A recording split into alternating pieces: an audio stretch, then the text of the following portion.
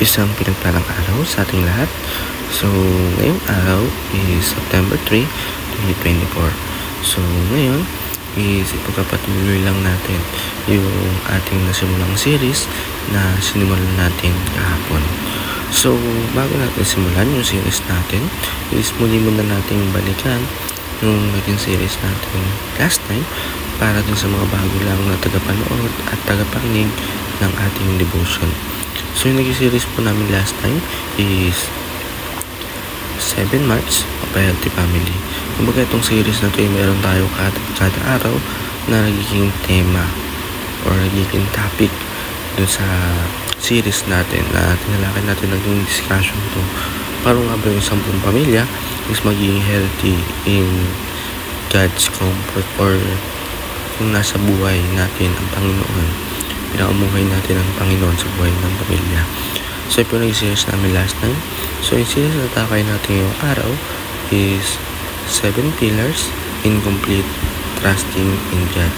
So, kumbaga naging discussion dito. Ito yung 7 Pillars like power, trust, or etc. Kumbaga ito yung magiging pillars na paano nga ba natin pagkatiwalaan ng Diyos. Bakit natin pagkatiwalaan? And kailangan natin pagkatiwalaan ng Panginoon. Kasi ang Diyos ang may gawa ng lahat. Kaya nga ng devotion natin kahapon is ang Diyos, ang creation. Siya ang nagpuna sa mga gusto natin and siya ng God.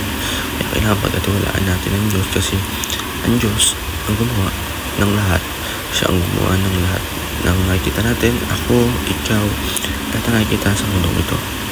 So, in point series talakay natin para sa mga God. Samahan niyo po akong subaybayan natin. So, ang verse talakay natin yung araw is Nahum chapter 1 verse 7. So, sabi dito, the Lord is good and refuge in times of trouble. He came cares to those who trust in Him. But with the overwhelmed blood, He will make an end new way. He pursue Him push into the realm of darkness. In Tagalog, ang Panginoon ay mabuti. Matibay siyang kanlungan sa oras ng kagipitan at inaalagaan niya ang nanalig sa kanya.